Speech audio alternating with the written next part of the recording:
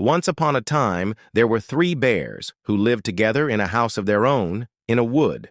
One of them was a little wee bear, and one was a middle-sized bear, and the other was a great big bear. They had each a bowl for their porridge, a little bowl for the little wee bear, and a middle-sized bowl for the middle-sized bear, and a great bowl for the great big bear.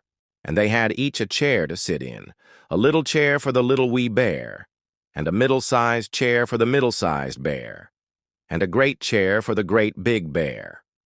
And they had each a bed to sleep in, a little bed for the little wee bear, and a middle-sized bed for the middle-sized bear, and a great bed for the great big bear. One day, after they had made the porridge for their breakfast and poured it into their porridge bowls, they walked out into the wood while the porridge was cooling, that they might not burn their mouths by beginning too soon, for they were polite, well-brought-up bears.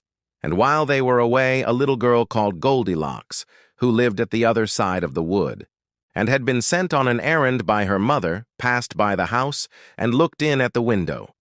And then she peeped in at the keyhole, for she was not at all a well-brought-up little girl. Then, seeing nobody in the house, she lifted the latch.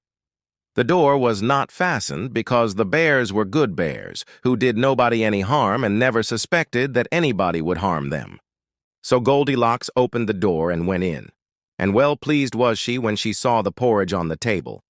If she had been a well-brought-up little girl, she would have waited till the bears came home, and then perhaps they would have asked her to breakfast.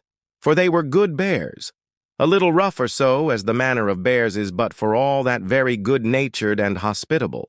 But she was an impudent, rude little girl, and so she set about helping herself. First she tasted the porridge of the great big bear, and that was too hot for her. Next she tasted the porridge of the middle-sized bear, but that was too cold for her. And then she went to the porridge of the little wee bear and tasted it, and that was neither too hot nor too cold, but just right, and she liked it so well that she ate it all up, every bit. Then Goldilocks, who was tired, for she had been catching butterflies instead of running on her errand, sat down in the chair of the great big bear, but that was too hard for her. And then she sat down in the chair of the middle-sized bear, and that was too soft for her. But when she sat down in the chair of the little wee bear, that was neither too hard nor too soft, but just right. So she seated herself in it, and there she sat till the bottom of the chair came out, and down she came, plump upon the ground, and that made her very cross, for she was a bad-tempered little girl. Now, being determined to rest, Goldilocks went upstairs into the bedchamber in which the 3 bears slept. And first she lay down upon the bed of the great big bear, but that was too high at the head for her. And next she lay down upon the bed of the middle-sized bear, and that was too high at the foot for her. And then she lay down upon the bed of the little wee bear, and that was neither too high at the head nor at the foot, but just right. So she covered herself up comfortably and lay there till she fell fast asleep. By this time the 3 bears thought their porridge would be cool enough for them to eat it properly, so they came home to breakfast. Now careless Goldilocks had left the spoon of the great big bear standing in his porridge. "Somebody has been at my porridge," said the great big bear in his great rough, gruff voice. Then the middle-sized bear looked at his porridge and saw the spoon was standing in it too. "Somebody has been at my porridge," said the middle-sized bear in his middle-sized voice. Then the little wee bear looked at his, and there was the spoon in the porridge bowl, but the porridge was all gone. "Somebody has been at my porridge and has eaten it all up," said the little wee bear in his little wee voice. Upon this the 3 bears, seeing that someone had entered their house and eaten up the little wee bear's breakfast, began to look about them. Now the careless Goldilocks had not put the hard cushion straight when she rose from the chair of the great big bear.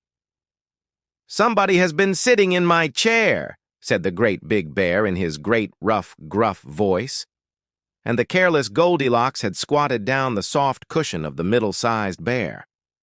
"Somebody has been sitting in my chair," said the middle-sized bear in his middle-sized voice. "Somebody has been sitting in my chair and has sate the bottom through," said the little wee bear in his little wee voice. Then the three bears thought they had better make further search in case it was a burglar, so they went upstairs into their bedchamber. Now Goldilocks had pulled the pillow of the great big bear out of its place. "Somebody has been lying in my bed," said the great big bear in his great, rough, gruff voice. And Goldilocks had pulled the bolster of the middle-sized bear out of its place. "Somebody has been lying in my bed," said the middle-sized bear in his middle-sized voice. Goldilocks and the three bears in bed. But when the little wee bear came to look at his bed, there was the bolster in its place, and the pillow was in its place upon the bolster, and upon the pillow, there was Goldilocks's yellow head, which was not in its place, for she had no business there. "Somebody has been lying in my bed, and here she is still," said the little wee bear in his little wee voice. Now Goldilocks had heard in her sleep the great, rough, gruff voice of the great big bear, but she was so fast asleep that it was no more to her than the roaring of wind or the rumbling of thunder. And she had heard the middle-sized voice of the middle-sized bear, but it was only as if she had heard someone speaking in a dream. But when she heard the little wee voice of the little wee bear, it was so sharp and so shrill that it awakened her at once. Up she started, and when she saw the three bears on one side of the bed, she tumbled herself out at the other and ran to the window. Now the window was open, because the bears, like good, tidy bears as they were, always opened their bedchamber window when they got up in the morning. So naughty, frightened little Goldilocks jumped, and whether she broke her neck in the fall, or ran into the wood and was lost there, or found her way out of the wood and got whipped for being a bad girl and playing truant, no one can say. But the three bears never saw anything more of her.